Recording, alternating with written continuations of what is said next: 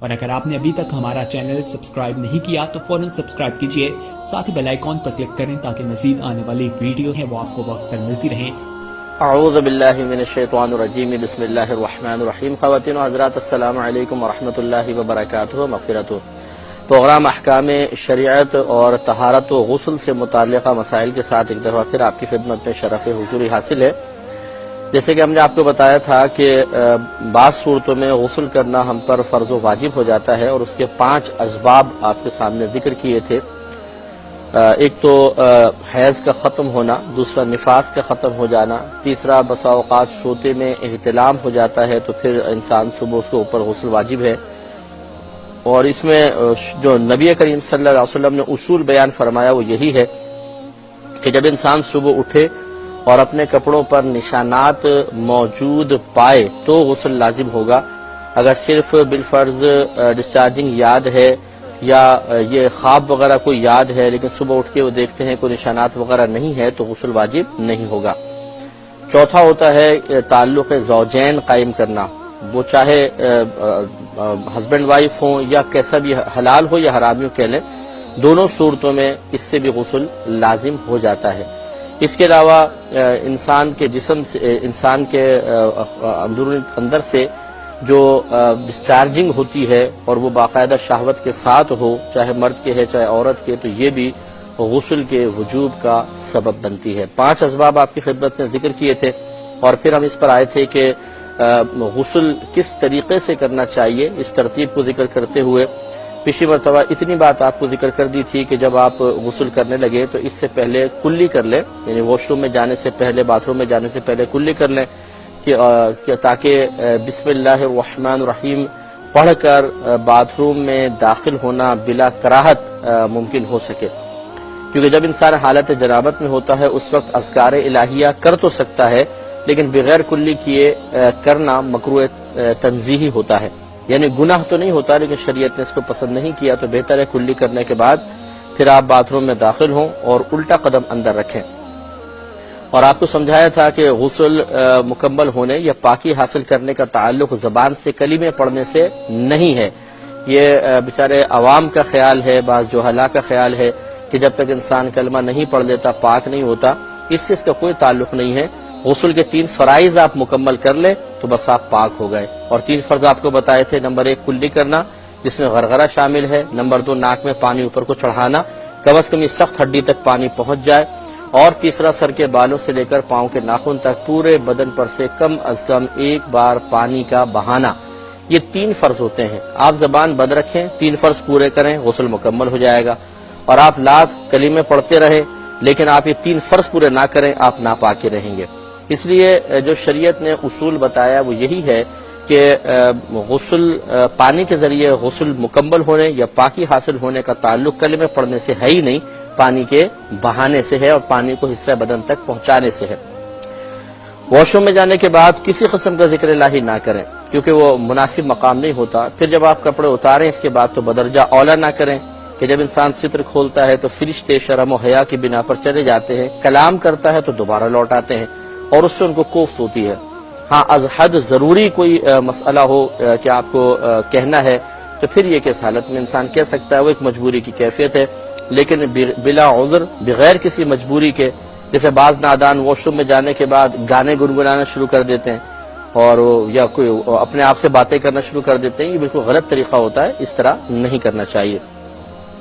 یہ بھی آپ کو بتایا تھا کہ جب انسان ستر کھول لیتا ہے اس وقت کعبۃ اللہ کی طرف رخ کرنا یا پشت کرنا، پیٹھ کرنا،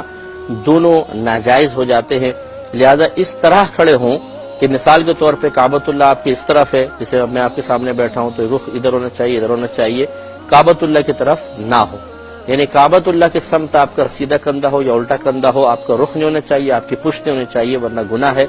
اگر آپ کا باتھ روم ایسا نہیں ہے،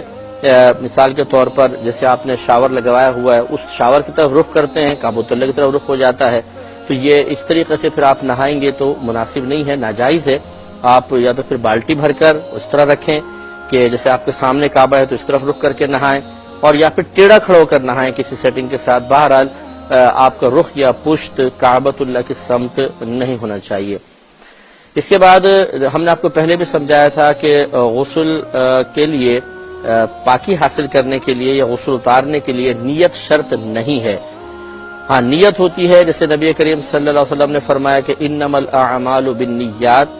عملوں کا دار و مدار نیتوں پر ہے، اور فقہائے احناف کے نزدیک اس کی اصل عبارت یوں بنے گی اگر محذوفات نکال لیں اور تو ثواب الاعمال بالنیات، کہ اعمال کے ثواب کا دار و مدار نیتوں پر ہے، اور ثواب سے مراد ہے اخروی بدلہ، تو گویا کہ اخروی بدلے کا دار و مدار نیت پر ہے۔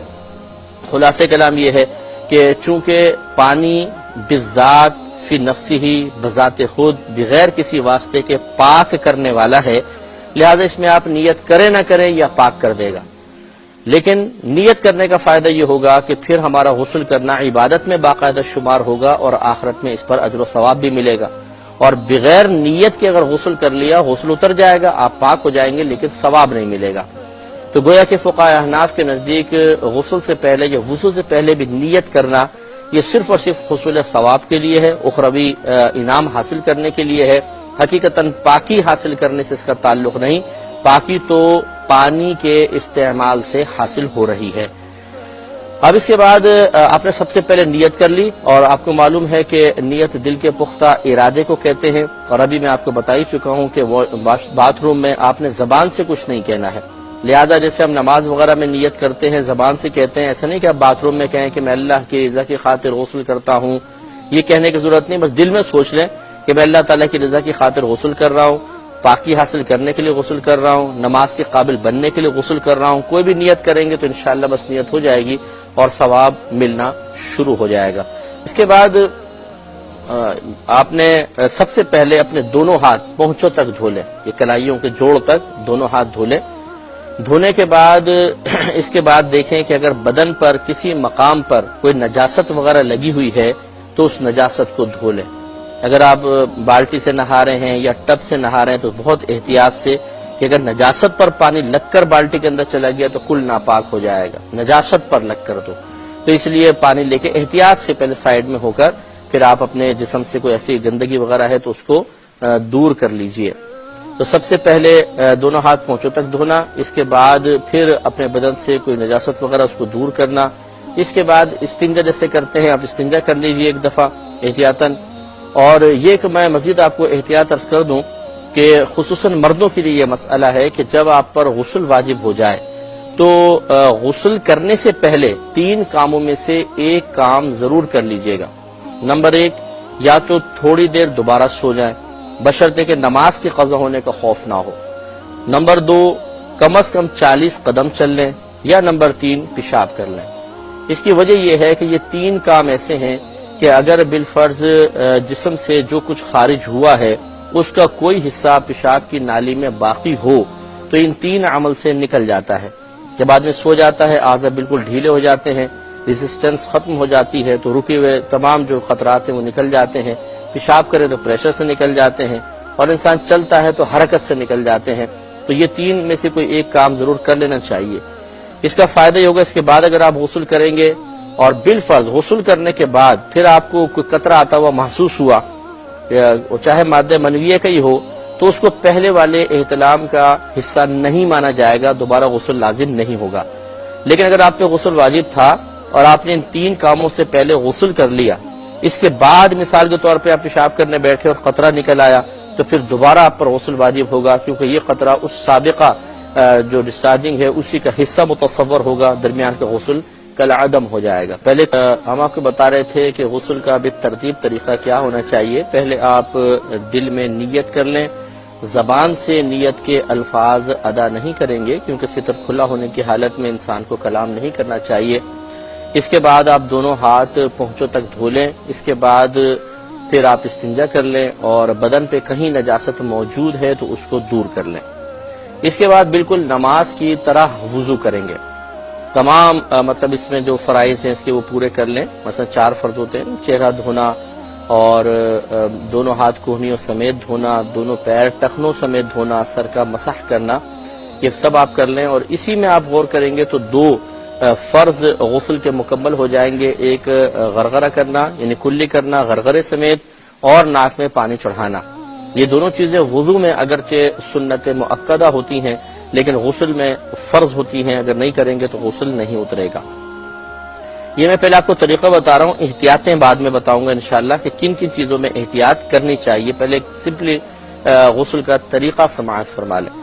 تو آپ نے وضو کیا، وضو کے اندر غسل کے 2 فرض مکمل ہو گئے۔ اس کے بعد پورے بدن پر ایک بار تیل کی طرح پانی کو مل لیں، خصوصاً جب کہ سردیوں کے دن ہوں، اور خصوصاً جب کہ آپ بالٹی سے یا ٹب سے نہا رہے ہوں کہ پانی اتنی کثیر مقدار میں جسم تک پہنچتا نہیں ہے، جسم خشک ہوتا ہے، تو بعض اوقات کھال جو سردی کی وجہ سے سکڑ چکی ہوتی ہے پانی کو فوری طور پر جذب نہیں کرتی ہے، اس لیے تھوڑا بدن پر تیل کی طرح پانی کا مل لینا سنت کریمہ ہے۔ غسل کے بارے میں آپ کو بتایا، پہلا نیت کرنا، دوسرا پہنچوں تک دونوں ہاتھوں کو دھونا، تیسرا پھر استنجا کر لیں، چوتھا نجاست اگر بدن پہ کہیں موجود ہے تو اس کو دور کرنا، پھر اس کے بعد پانچواں پورے بدن پر تیل کی طرح ایک بار پانی کا مل لینا، یہ بھی سنت کریمہ ہے، خصوصاً ایسے مقام پر جہاں آپ کو غالب گمان ہے کہ کھال بہت زیادہ سخت ہو گئی ہوگی،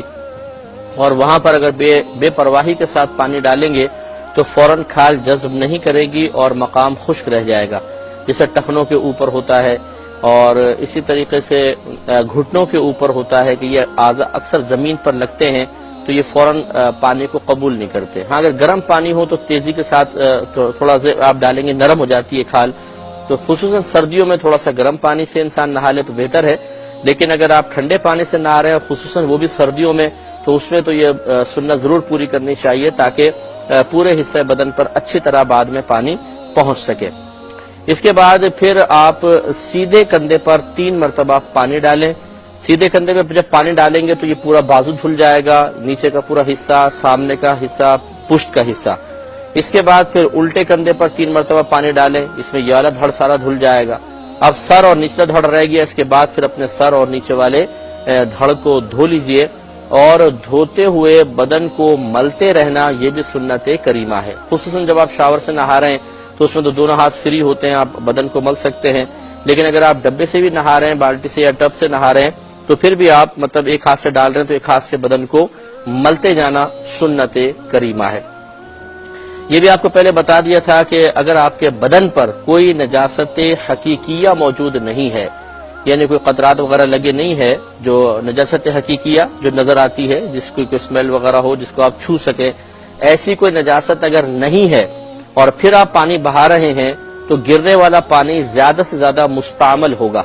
مستعمل مینز کہ ایسا پانی ہے کہ جو وضو اور غسل کے مزید قابل نہیں ہے، لیکن اس کو حقیقتاً ناپاک نہیں کہتے، یہ طاہر ہوتا ہے، مطہر نہیں ہوتا، یعنی پاک تو ہے لیکن پاک کرنے کی اس میں صلاحیت نہیں ہوتی ہے۔ لہٰذا اگر یہ پانی بالٹی میں گر بھی گیا، جیسے بعض وقت ہم نہا رہے ہوتے ہیں تو چھینٹے وغیرہ یا قطرات بالٹی کے اندر گر جاتے ہیں، تو اس میں وصول یہ ہوتا ہے کہ جو آپ کے جسم سے پانی لگ کر گر رہا ہے وہ ہے مستعمل، اور جو بالٹی میں پانی ہے اسے کہیں گے غیر مستعمل، یعنی وہ ابھی استعمال نہیں ہوا اور اس سے وضو غسل ہو سکتا ہے۔ اور مستعمل اور غیر مستعمل اگر آپس میں مل جاتے ہیں تو کل پانی کا حکم یہ ہو جاتا ہے کہ جس کی مقدار زیادہ ہے ہم کہیں گے کل پانی وہی ہے۔ مثلا اگر بالٹی میں 2-4 قطرات گر گئے تو یقینی سی بات ہے کہ غیر مستعمل زیادہ ہے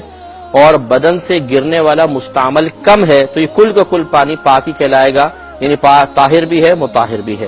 ہاں اگر ایسا ہوتا بالفرض جسم سے بہت سارا پانی گرتا اور پھر وہ ایسے برتن میں جمع ہو جاتا جس میں تھوڑا سا پانی تھا اور آپ کے بدن سے گرا تو اتنا سارا ہو گیا مثال کے طور پر، تو اب یہ مستعمل زیادہ ہے، یہ پانی وضو اور غسل کے قابل نہیں ہے۔ لیکن یہ بھی آپ کو بتایا تھا کہ اگر مثال کے طور پہ آپ باتھ روم میں داخل ہوئے، بالٹی میں یا ٹب میں پانی ہے اور ابھی آپ نے ہاتھ وغیرہ نہیں دھوئے تھے اور آپ نے غلطی سے ایک انگلی اس پانی میں ڈال دی، چاہے گرم پانی چیک کرنے کے لیے ہو،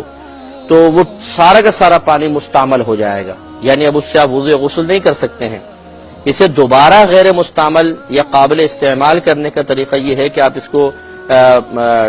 نل کے کنچے رکھ دیں، نل کا تھوڑا سا کھولیں، پانی اس میں گرے گا، جب ایک طرف سے بہنے لگ جائے بس رک جائیں، بہت زیادہ نہیں بہانا ہے، بس تھوڑا سا بہ جائے رک جائے، اب یہ دوبارہ غیر مستعمل ہو گیا، وضو اور غسل کے قابل ہے، اس کو استعمال کر سکتے ہیں۔ ایک اور تو اب یہ آپ کو بتایا کہ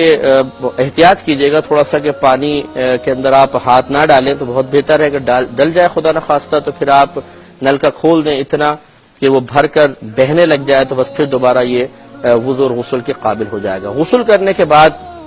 اپنے بدن کو خشک کرنا جائز ہوتا ہے، لیکن تھوڑی بہت تری بدن پر رہنے دینا چاہیے، بالکل ہی مکمل طور پر خشک نہ کر لیں۔ یہ نبی کریم صلی اللہ علیہ وسلم سے دونوں عمل ثابت ہیں کہ آپ نے غسل کے بعد کپڑا استعمال فرمایا یعنی بدن کو خشک کرنے کے لیے، اور یہ بھی ثابت ہے کہ آپ نے کوئی تولیہ وغیرہ یوز نہ فرمایا۔ تو دونوں طریقے صحیح ہیں۔ بہرحال خشک کر لینا زیادہ بہتر ہوتا ہے کہ ہمارا وہ عرب والی گرمی یہاں پر نہیں ہے، وہاں پر تو اگر گیلے بدن پہ انسان کپڑا پہن بھی لیتا تھا 2 منٹ میں باہر نکلنے کے خشک ہو گیا، لیکن ہمارے ہاں ایسا نہیں ہے، تو پھر یہ ذرا بدن میں کپڑوں میں اسمیل وغیرہ پیدا ہوگی اور مناسب نہیں ہے، تو اس لیے ایسا نہ کریں۔ یہ آپ دیکھیں گے کہ فقہ کی کتابوں میں لکھا ہوا ہے کہ جب آپ غسل کریں تو پاؤں وہاں پر نہ دھوئیں، غسل مکمل کرنے کے بعد ذرا ہٹ کر پاؤں دھوئیں۔ تو یہ اگر آپ نے اس طرح ہی کوئی چیز پڑھی ہے تو ہو سکتا ہے اس کتاب میں اس کی علت بھی لکھی ہو کہ پہلے دور میں جب انسان نہاتے تھے تو چونکہ نکاسی کا صحیح انتظام نہیں تھا تو عموماً ایسا ہوتا تھا کہ باتھ روم میں پانی جمع ہو جاتا تھا جو بدن سے گر رہا ہوتا تھا، اور عموماً پاؤں اس مستعمل پانی میں ہوتے تھے۔ اب نہانے کے بعد پھر اس وجہ سے حکم یہ دیا کہ سائیڈ میں ہو کے پاؤں دھو لیں، لیکن ہمارے یہاں آج کل ایسا نہیں ہے، سارا پانی نکل جاتا ہے، تو اس میں پاؤں ساتھ ہی دھونے میں کوئی حرج نہیں ہے۔ غسل کا یہ میں تھوڑا سا کمپلیٹ کر لوں، پھر انشاءاللہ جوابات کی طرف آتے ہیں۔ دیکھیے ایک مسئلہ یہ بھی ہے کہ بعض لوگ، ویسے تو حدیثوں کے اندر ایسے الفاظ آئے ہیں، لیکن فقہ حنفی کی روشنی میں غسل کے لیے پانی کی کوئی مقدار مقرر نہیں ہے۔ تو وجہ اس کی یہ ہے کہ کوئی شخص لمبا ہے، کوئی بہت چوڑا ہے، لمبا چوڑا ہے، کوئی بہت ہی پتلا دبلا سا ہے، کوئی بہت موٹا ہے، کوئی بہت ہی نازک ہے، اور کسی کے جسم پہ بہت زیادہ بال ہیں، کسی کے جسم پہ بہت کم بال ہوتے ہیں۔ تو یہ کیسے ہو سکتا ہے کہ پانی کی ایک مقدار کو مقرر کی جائے اور اس میں کہا جائے بس اسی میں غسل کمپلیٹ کرنا ہے؟ تو جہاں پہ یہ مقدار ہے وہ یا تو یوں ہے کہ وہ پہلے مقدار مقرر کی، بعد میں اس کو منسوخ کر دیا گیا، ایسا ہوا، اور یا پھر وہ بس ایک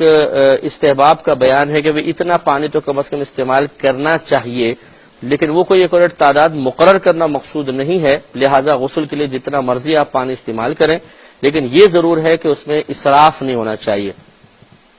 اور اسراف کی تعریف ذرا ذہن میں رکھیے گا کہ اللہ تعالیٰ کی نعمت کو اس طرح استعمال کرنا کہ نہ اس میں